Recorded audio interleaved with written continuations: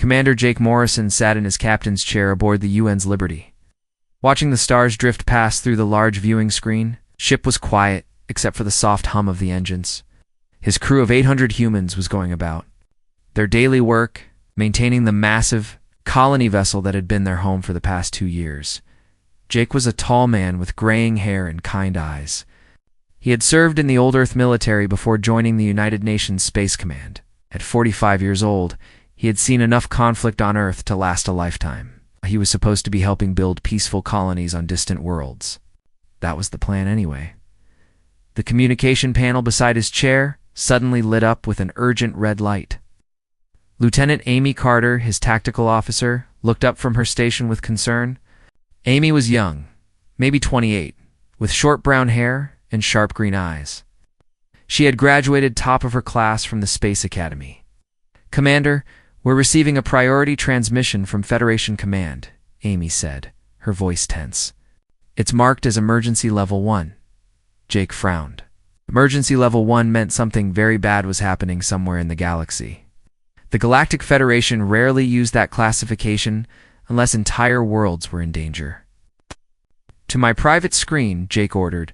The holographic display in front of his chair flickered to life, showing the face of Admiral Harrison Webb, head of human operations for the Federation. The Admiral looked tired and worried, which was not a good sign. Webb was known for staying calm even in the worst situations. "Jake, we have a serious problem." The Admiral began without any greeting. "The Corellian Empire has launched a full-scale attack on Zephyr Prime. 12 billion civilians are going to die unless someone helps them." Jake felt his stomach drop. Knew about the Zephyrians. They were a peaceful species that had never fought a war in their entire history. They spent their time developing medical technology that could heal almost any injury or disease. Many Federation worlds relied on Zephyrian medicine to save lives. "What about the Federation fleet?" Jake asked. Admiral Webb shook his head. "The main fleet is 3 weeks away, dealing with other Corellian attacks across the Outer Rim. The nearest patrol ships are 2 weeks out. Zephyrians have maybe 5 days before the Corellians finish them off." Jake studied the star charts that appeared on his screen. The Liberty was only 4 days away from Zephyr Prime if they pushed the engines hard. But one colony ship against the entire Corellian war machine seemed like suicide. "Sir, with respect, the Liberty isn't a warship. We're a colony vessel with basic defensive weapons. What can we possibly do against a Corellian fleet?" The Admiral was quiet for a moment. "Officially, this is an evacuation mission. Get as many Zephyrians off the planet as you can before the Corellians overrun everything. Unofficially." He paused.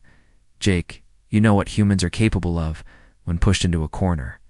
Maybe it's time the galaxy learned that too." After the transmission ended, Jake sat alone in his ready room, thinking about the decision he had to make. Through his window, he could see the crew working on the outer hall, making repairs and adjustments. These were good people. Scientists, engineers, doctors, teachers, farmers. They had signed up to build new worlds, not fight wars. But Jake also knew something about humans that the rest of the galaxy didn't understand yet.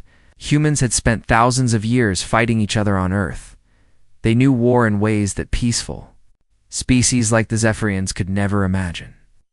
When humans were pushed too far, when innocent people were threatened, something ancient and fierce woke up inside them. He pressed a button on his desk. "Amy, please come to my ready room." Lieutenant Carter arrived a few minutes later, carrying a datapad with information about their current mission status. She sat down across from Jake's desk and waited for him to speak. "Amy, I need you to pull up everything we have on the Corellian Empire. Ships, weapons, tactics, everything." Amy's eyes widened slightly. "Sir, are we really going to Zephyr Prime?" "We are. But I need to know exactly what we're up against." Amy worked on her datapad for several minutes, pulling up files from the Federation database. The information that appeared on Jake's screen was not encouraging. The Corellians were a reptilian species that had been conquering worlds for over 200 years. They were bigger and stronger than humans, with natural armor-like skin and sharp claws. Their ships were heavily armed and built for war. "Sir," Amy said quietly, "they've never lost a major battle. Every species they've attacked has either surrendered or been completely destroyed. Jake nodded. He had expected as much. The Krillians had built their empire by being more brutal and more willing to fight than anyone else in the galaxy. They didn't negotiate or show mercy. They simply took what they wanted.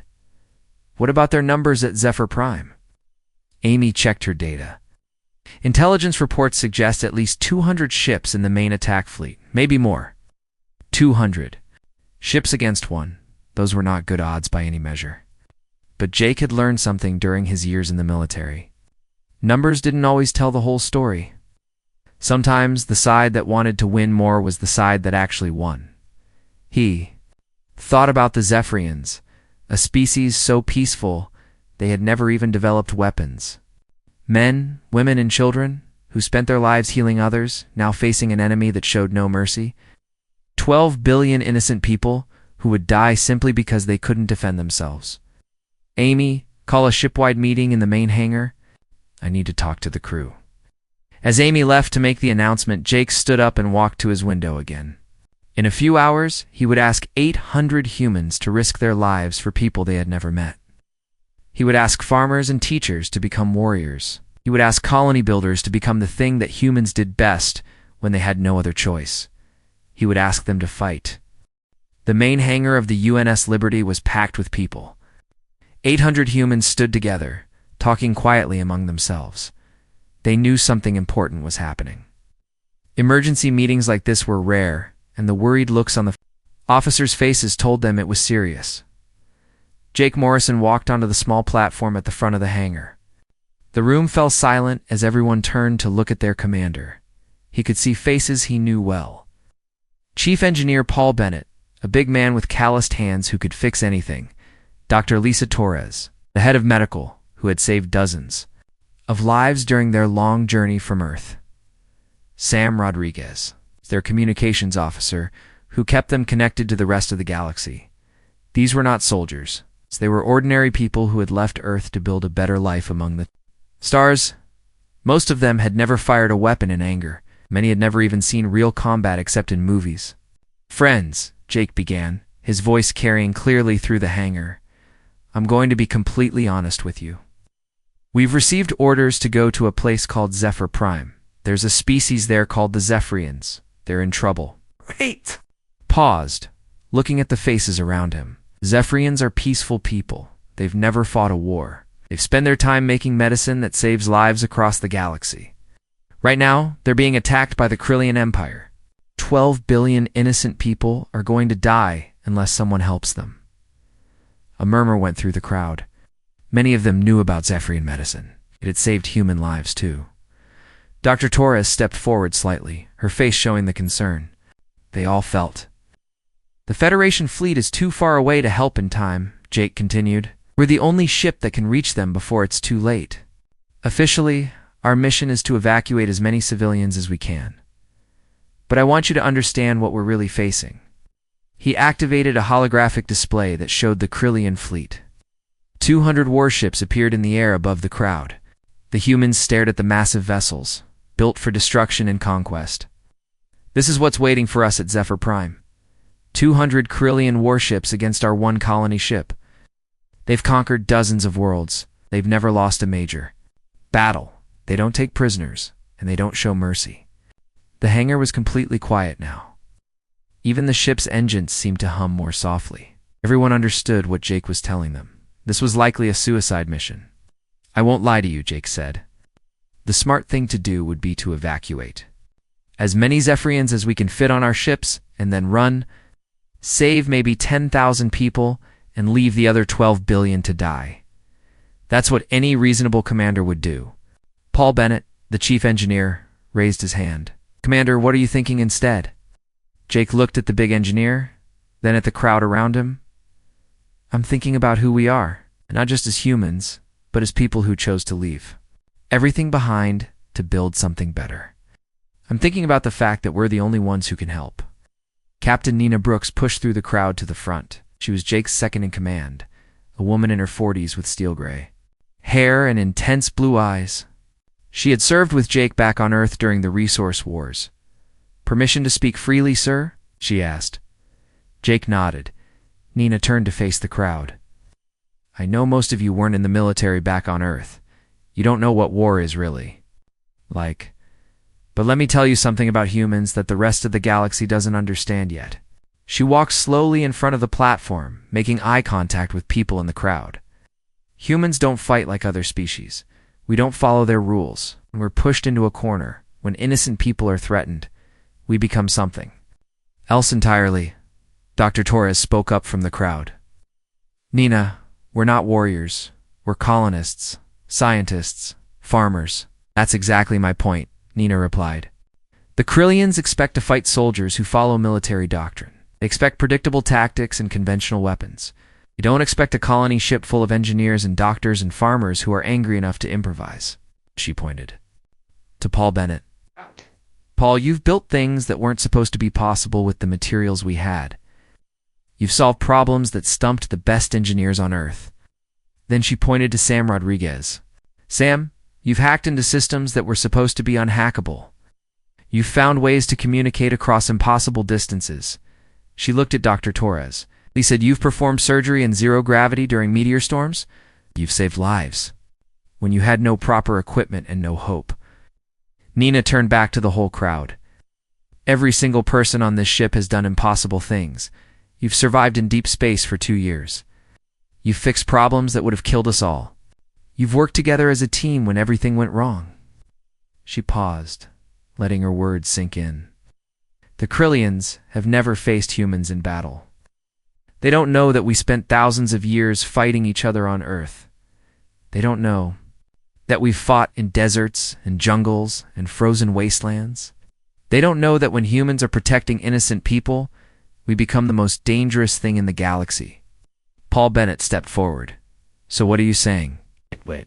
Should fight 200 warships with one colony vessel? I'm saying we should do what humans do best, Nina replied. We should refuse to give up. We should use every trick, every skill, every crazy idea we can think of.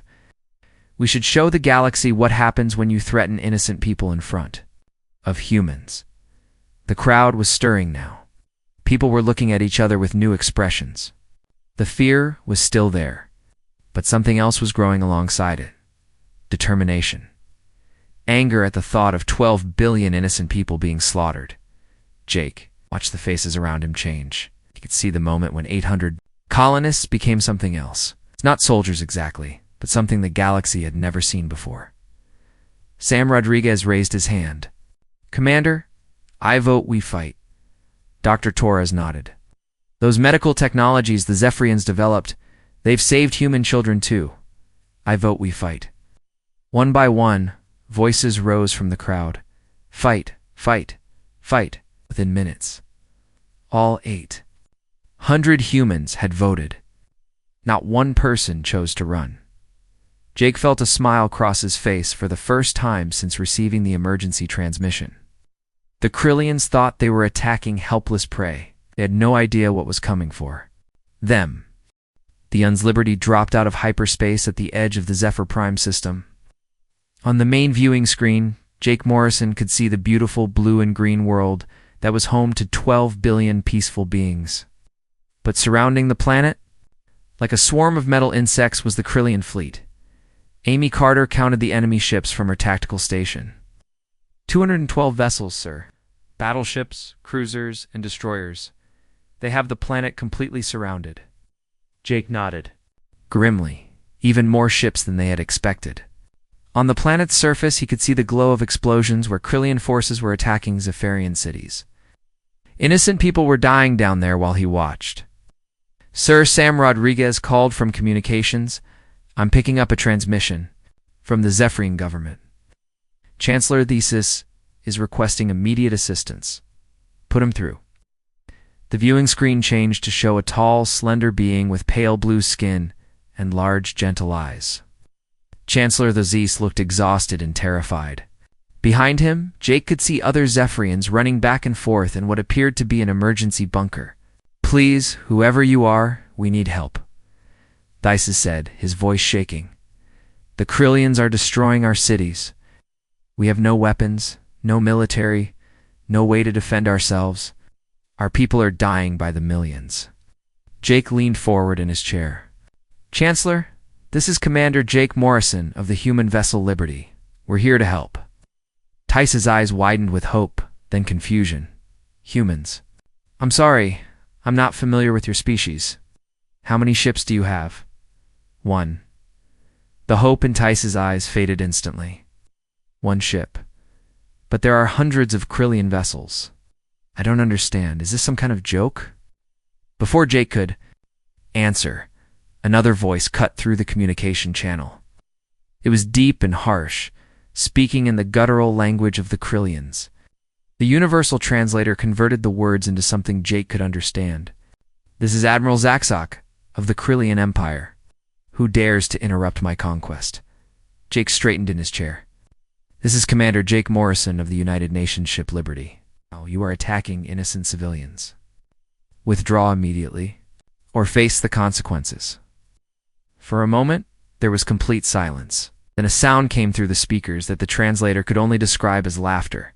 Harsh, mocking laughter that seemed to go on forever. Humans. Admiral Zaxok finally said, I have never heard of this species. You have 1 small ship against my armada of over 200 vessels. Are you insane? Withdraw now, Jake repeated. Calmly. This is your only warning. The laughter grew louder. Other Krillian voices joined in, creating a chorus of mockery that filled the Liberty's bridge. Jake could see his crew's faces growing hard with anger. Little human, Admiral Zaxok said, I will destroy your pathetic ship and then finish what I started here. Your species will learn what happens to those who challenge the Krillian Empire. The transmission cut off. On the tactical display, Jake could see the Krillian fleet beginning to move.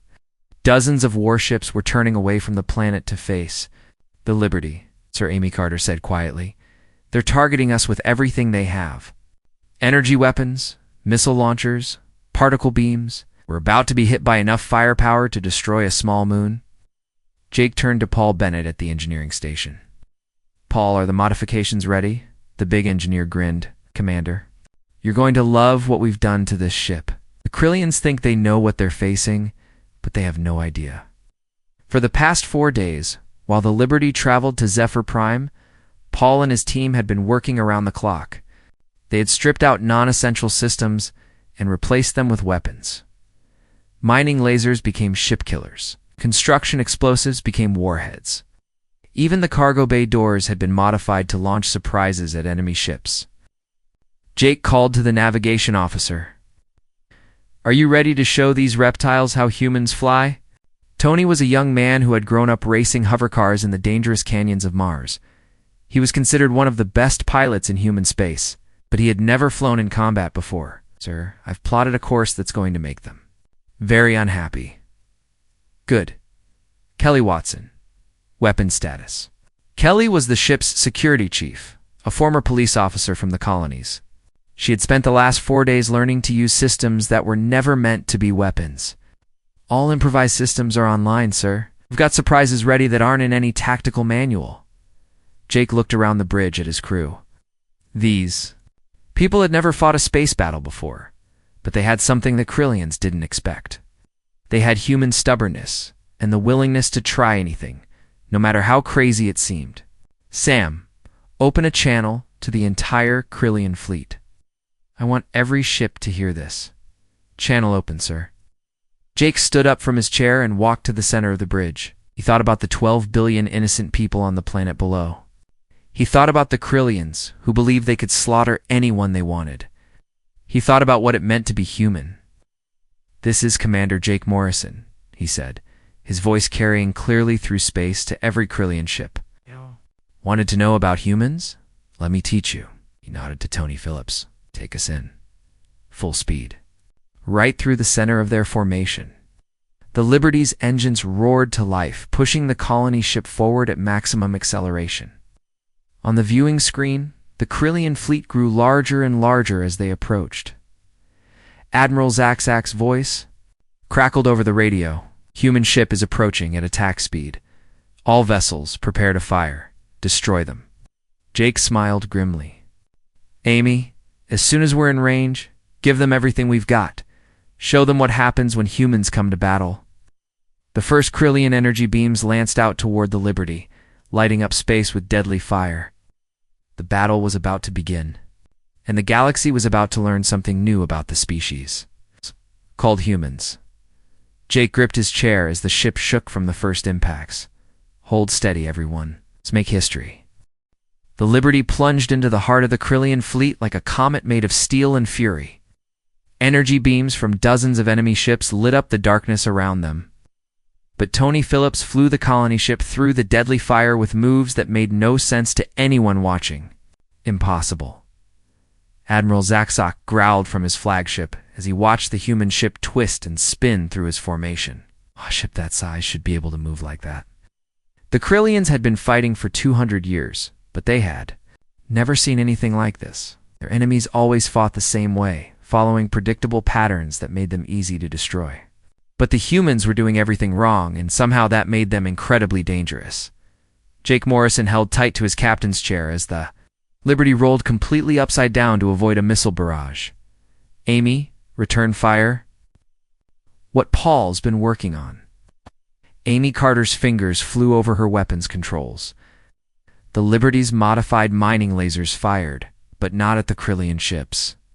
Instead, they hit the asteroids floating nearby, breaking them into thousands of pieces that flew toward the enemy like a deadly storm. 3. Krillian cruisers tried to dodge the asteroid fragments, but there were too many pieces moving too fast. The rocks punched through their armor plating like bullets through paper. 2 ships exploded immediately. The third one spun out of control, its engines destroyed. "What kind of weapons are those?" the Krillian captain shouted over the radio. "There!" "Not weapons," Paul Bennett called from his engineering station, grinning wildly. "They're mining tools. We're just using them creatively." The Liberty spun around a massive Krillian battleship, staying so close that the enemy couldn't target them without hitting their own vessel. Kelly Watson fired the ship's cargo launcher, sending a load of construction explosives directly into MCE, the battleship's engine ports. The explosion tore the back half off the Krillian ship. It drifted dead in space, its lights flickering and dying, Sir Sam Rodriguez reported. "I'm picking up panic in their communications. They're asking each other what we are and how we're doing this." Jake smiled grimly. The Krillians were used. 2 fighting enemies who were afraid of them. They had never faced anyone who seemed to enjoy the battle as much as they did. "Keep listening, Sam. Let me know what they're saying." On the viewing screen, Jake could see more Krillian ships moving to surround them. But Tony Phillips was already planning their next move. He flew the Liberty straight up, using the planet's gravity to slingshot them around at incredible speed. "On everyone," Tony called out. "We're going to use physics as a weapon." The Liberty whipped around Zephyr Prime so fast that the gravity pulled them to twice their normal speed. They came screaming back toward the Krillian fleet like a missile. But this time, they were coming from above, where the enemy didn't expect them. Amy launched every modified weapon they had. Construction drones became guided bombs. Welding torches became cutting beams. Even the ship's waste disposal system had been turned into a weapon that shot frozen garbage at enemy sensors. The Krillians tried to adapt, but humans kept changing the rules. When the enemy expected them to retreat, they attacked. When logic said they should defend, they went on the offensive.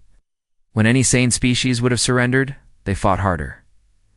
Admiral Zakzak watched in growing alarm as his fleet took losses. 12 ships destroyed, 8 more badly damaged, and they had barely scratched the human vessel. All ships concentrate fire on the human ship. Ignore everything else. But concentrating fire on the Liberty was like trying to hit a flying insect with a hammer. The ship was small and fast, and Tony Phillips flew it like he was dancing rather than fighting. "Sir," his tactical officer reported, "the human ship is now broadcasting something on all frequencies." "What are they saying?" "It's not words, sir. It's music. Very loud music."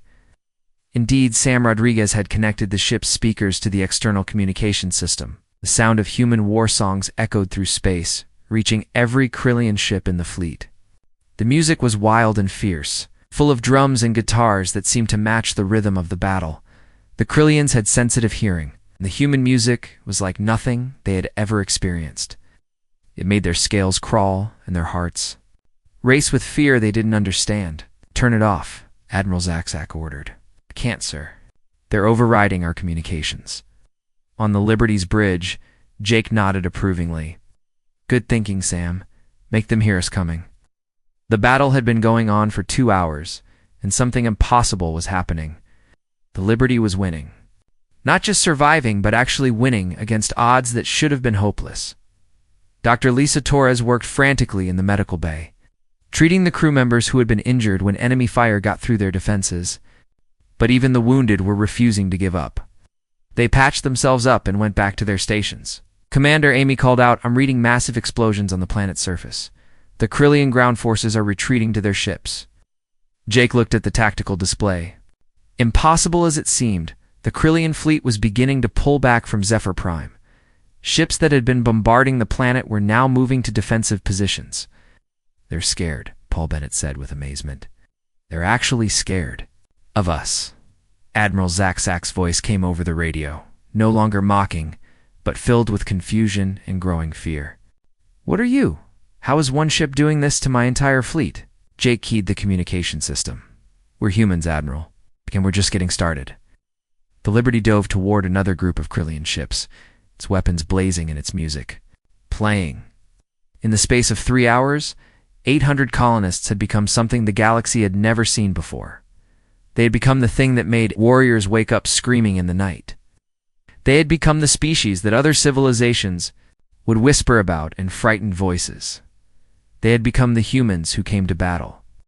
5 hours after the battle began, something extraordinary happened. The last Krillian ship fled from Zephyr Prime, its engines glowing as it jumped to hyperspace. Admiral Zaxak's mighty fleet, which had never lost a battle in 200 years of conquest, was running away from one human colony ship. Jake Morrison stood on the bridge of the Liberty, looking at the tactical display that showed empty space where the enemy fleet had been. His uniform was torn and dirty, and a cut on his forehead was still bleeding, but his eyes were bright with the fire of victory. "Sam, open a channel to the planet," he ordered. Chancellor Thesis appeared on the viewing screen, but he looked completely different from before. The fear was gone from his gentle eyes, replaced by wonder and gratitude that seemed too big for words. "Commander Morrison," Thesis said, his voice shaking with emotion, "I watched the entire battle. I saw what you did. 12 billion of my people are alive because 800 humans decided to fight for strangers they had never met." Nodded quietly. "We did what anyone should do when innocent people are threatened, Chancellor." "No," Thesis replied firmly. "No other species in the galaxy would have done what you did. No one else would have charged into battle against impossible odds just to save lives. The Zephyrian people will never forget this debt." Dr. Lisa Torres approached Jake from behind, carrying her medical kit. "Sir, you need to let me look at that cut." Jake waved her away gently. "Later, Lisa. Right now we need to help with the rescue efforts on the planet." But before they could begin, Sam Rodriguez held up his hand. "Sir, I'm receiving communications from all over the galaxy. News of the battle is spreading faster than I've ever seen." Jake frowned. "What kind of news?" "Everything, sir. The Galactic Federation Council wants a full report. 3 different news networks are requesting interviews, and ... Sam paused, looking amazed. Admiral Zaxak sent a message to the Krillian High Command. "It's been intercepted and broadcast across 12 star systems." "What did he say?" Sam played the recording. Admiral Zaxak's voice filled the bridge, but it sounded nothing like the confident warrior who had mocked them hours earlier. Now he sounded frightened and confused. "High Command, this is Admiral Zaxak. I am reporting a complete strategic failure. At Zephyr Prime, the human species is unlike anything we have encountered. They do not fight like other Federation races. They're unpredictable, resourceful, and completely without fear. I recommend we avoid all contact with human territories until we understand what we are dealing with." Amy Carter looked up from her station with amazement. "Sir, that message is being transmitted on open channels. Every species in the galaxy is hearing it." Jake realized what this meant. In the space of 5 hours, humanity had gone from being unknown newcomers to being the species that made the Krillian Empire retreat in fear. Commander Paul Bennett called from engineering. "We're getting a priority transmission from Admiral Webb at Federation Command." The holographic display showed Admiral Webb, but he looked completely different from their last conversation. The worry was gone from his face, replaced by something that might have been pride mixed with shock. "Jake," the Admiral said, "I've been watching the battle reports come in for the last hour. What you and your crew accomplished today is going to change everything. The entire galaxy is talking about humans now." "Sir, we just did our job." Admiral Webb shook his head. "Jake, the Krillian Empire has been expanding for 2 centuries. They've conquered dozens of worlds and enslaved entire species. No one has ever made them retreat from a major attack, till today." The Admiral paused, looking at something off-screen. "I'm getting reports from Federation intelligence that Krillian forces are pulling back from 3 other systems. They're scared, Jake. For the first time in their history, they're afraid of someone." Over the next several hours, as the Liberty helped coordinate rescue efforts on Zephyr Prime, more news arrived. The story of the battle was spreading across the galaxy like wildfire. Other species that had been terrorized by the Krillians were asking if humans might help them too. Tony Phillips, still at his navigation station, shook his head in wonder. "Sir, I'm receiving messages from 17 different star systems. They're all asking the same thing. They want to know if humans are available for defense contracts." Kelly Watson laughed from her weapons station. "Defense contracts? A day ago nobody in the galaxy had heard of us. Now they want to hire us as bodyguards." Jake walked to the main viewing screen and looked down at Zephyr Prime. The planet's surface still showed scars from the Krillian attack, but the cities were no longer burning.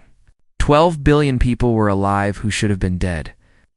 "Sir Sam," Rodriguez said quietly, "Chancellor Theses is requesting permission to address the crew."